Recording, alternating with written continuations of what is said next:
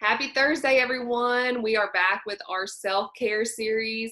And today I have one of my favorite all-time persons in the universe and therapist, Holly Scott. Hi. And I cannot wait. When I think of trauma and in my opinion, the world's best trauma therapist, there are two people that come to mind. And the first one of those is Holly, because I just want to pick her brain. I want to know all the things. So I can't wait to know what she's going to teach us today. And I'm so glad. Thank you, Holly, for jumping on with us today, and kind of tell us, start off before you teach us what you're going to teach us, kind of tell us where you are, because I know I already know you, and I know there's so many people I refer to you already that I know that people will want to know how to get in contact. So kind of tell us where you're working, a little bit about you and all that. Yeah. Well, first of all, thank you. That's such a nice introduction. So yeah, I'm Holly Scott. I have a private practice in downtown Little Rock. And you can find me at therapywithholly.com. Right now I'm just doing telehealth appointments because of the pandemic, but I'll be back in the office doing face-to-face appointments as soon as it seems appropriate from like CDC guidelines and that sort of thing to do that. And I really like working with trauma, like you mentioned, that might show up in terms of like maybe somebody knows that they had like crappy things happen when they were a kid and they feel like maybe it's still affecting them as an adult. Or it might be even like more recent things that happened in adulthood that were traumatic, whether it's like an accident or some kind of assault or just something really unexpected. I also really love working with anxiety and helping people really normalize, like understand that a lot of our anxiety and a lot of our thought processes are not as like messed up or broken as we feel like they are. We tend to really kind of demonize our thought processes sometimes when I call it disaster planning or like worst case scenario diving, which I loved Tina's bits about worst case scenario planning and trying to do what's the best case scenario. Love it. I work a lot with women and a lot of moms, especially working with boundaries, partly from trauma, partly from just kind of societal expectations of women to take care of everything, keep up with everything, take care of everyone, that sort of thing. So really working on just how to say no, when to say no, how to be okay with deciding whether to say no or agree to something, etc. So those are some of the people that I really like working with and tend to work with a lot. And then what I wanted to talk about today is shoulds and values, two things, and they have a lot of they kind of relate to each other a lot. So shoulds, I'm talking about when people think, and this is one I come across all the time in my work, and Katie, I'm sure you do too, and I think it's a thing that a lot of therapists probably work with, is that people come in and they're like, well, I should be able to just fill in the blank. It might be, I should be able to just get up. I should be able to just do the project. I should be able to just set a boundary. I should be able to just, et cetera, et cetera, et cetera. And that can sometimes show up as people thinking like, why can't I just whatever? And that's just a different version of the same kind of thing.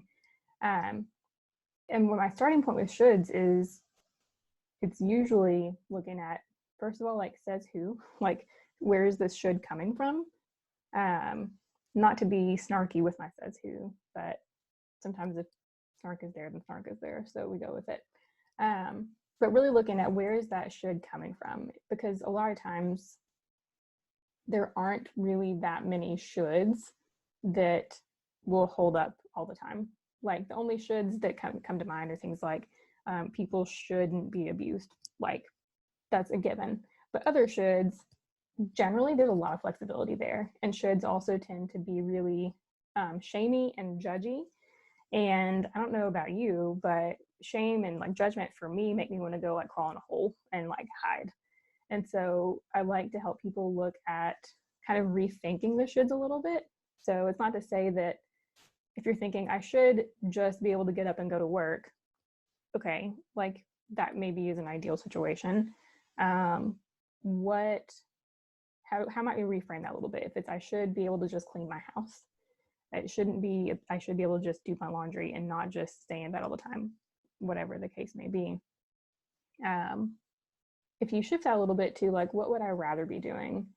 Or instead of, especially like a past tense, like I should have done this, and just really beating yourself up over what you should have done. look at what do I wish I had done? What would I have rather done? And there might be like some sadness or disappointment or something that goes with that. But there's also that shifts it from like that shame and judgment based situation. And a lot of times also I'll use just sounds or facial expressions. So my brain doesn't necessarily have the right word for something. So like, shifts us out of the shame and judgment into a more action oriented and self-compassionate sort of place. A lot of my clients have a hard time with self-compassion also. And so I think that it's kind of like a roundabout way of working with self-compassion is looking at the what would I rather be doing and then finding some small steps to work in that direction is a kind of sneaky way of building self-compassion, because it's like, oh, instead of like I should have done this, then be like, I hate that I didn't do this, but here's what I would do instead. And looking at, okay, if this comes up again or next time this comes up, here's what I would like to do instead. And think through that also. Don't just think through the of I should have done this and I didn't and I'm awful and I'm a terrible person and what kind of mother does this and what kind of cool. You can spiral on that all day. It's going to just feel worse and worse and worse. We just start shifting a little bit in the other direction. What would I rather be doing? I prefer that I do this. Okay, next with values, that really relates to helping inform you on like what that rather would be. Like, what would you rather do? Well, I'd rather do something that's more aligned with like, okay, family was like the end all important thing to my family, for example. But for me, this other thing's a little bit more important. I noticed that like my family is always really negative and kind of emotionally abusive whenever I spend time with them.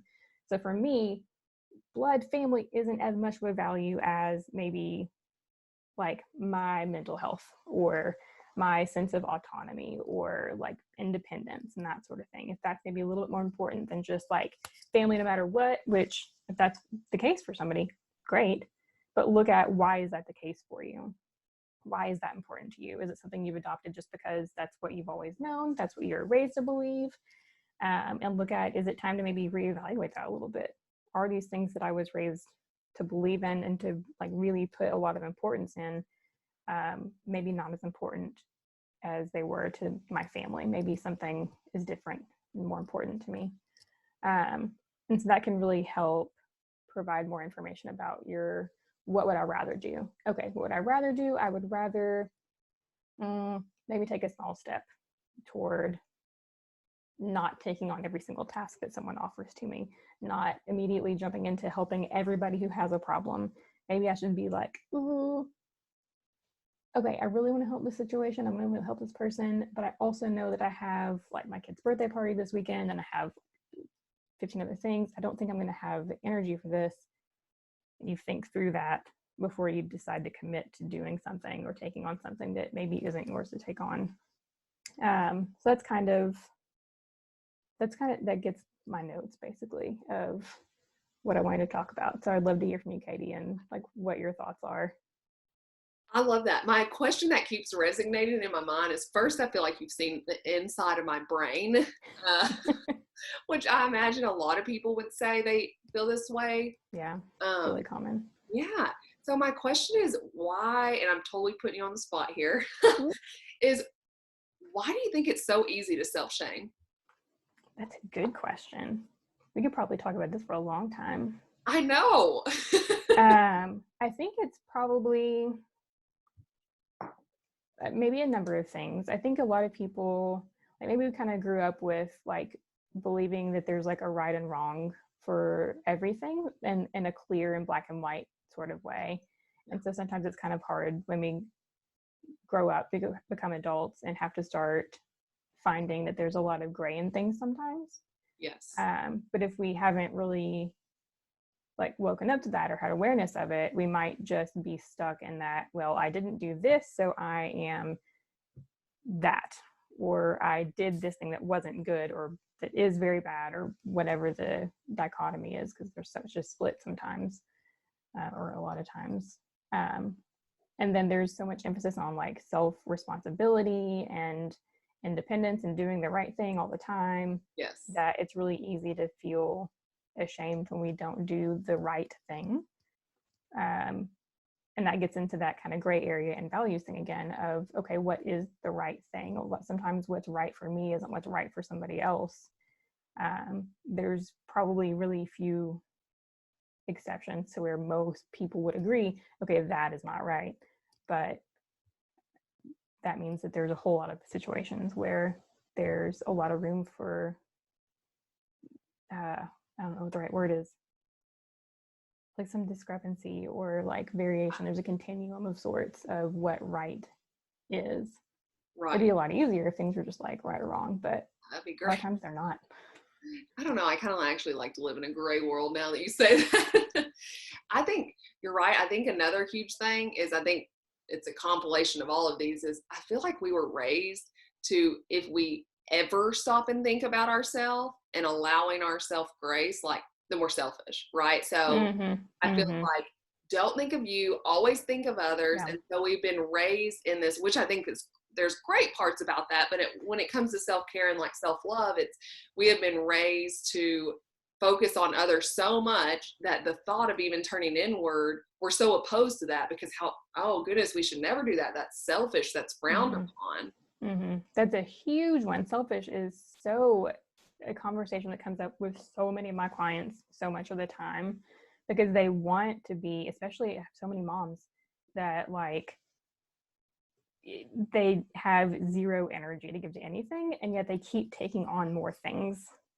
And we have to talk about how like saying no to this external thing might look selfish on the surface, but at the end of the day, like, you're trying to raise your own kids, and you need to be able to give your attention and your energy and your love and your patience and whatever you have to your own kids, because as much as you're giving to everybody else, what do you have left to give your kids and give yourself? Because, and I saw a quote the other day, I forget exactly how it goes, but it was something to the effect of the importance of giving not from the depths of our well, but from the overflow of our well. Oh, right. So like really taking care of our own stuff helps keep, there's so many metaphors for that too, helps keep our own tank full. If our tank is empty, we've got nothing to give.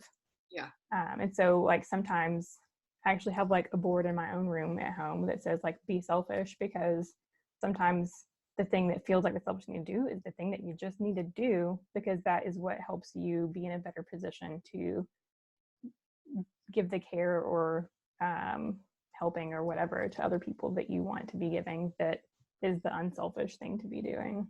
Yes. And I think especially, I know I felt it prior to being a parent also. I've always been a bad like self-shamer and a bad should must thinker. But I also, being a parent now, I feel like it's hard because we're on social media. And I think it was in my talk with Margaret Ann, I said, we've got to get off social media, because in my downtime, you know, in this anxious pandemic, I'm more of an over functioner. I do probably way too much. And so I don't ever want anyone to look at mine and be like, oh my gosh, she painted her front door and went on a bear hunt and did all these freaking pandemic activities. I can't even get out of my pajamas, Katie. And the truth is, most days I can't get out of my pajamas either. You know, and full disclosure, this is just how, like, I'm not allowing myself to shame, just because we're all surviving, right? The other day, I just needed a day off. I mean, I was tapped out, and I got these huge cinnamon rolls from a local bakery. I did carry out, and that was my kids' breakfast and lunch. It was that big. And then they went and swung and like did a million circles. And then one of them started projectile vomiting because of all the sugar he had. And I was like, I wanted to beat myself up, right? Because part of me is like, shame on you, Katie. Like, they need protein. You know, like, it's okay. It's okay. You know, and I think that's just a mentality we need to take, period, is this is not normal. I'm not going to give my kids cinnamon rolls every day. Like, give ourselves room to breathe. Not to mention with spinning, you could projectile vomit anything if you've been spinning too much. I like that. I'm going to actually say that when I tell that story, say I gave them a nutritious breakfast and lunch and they just puked.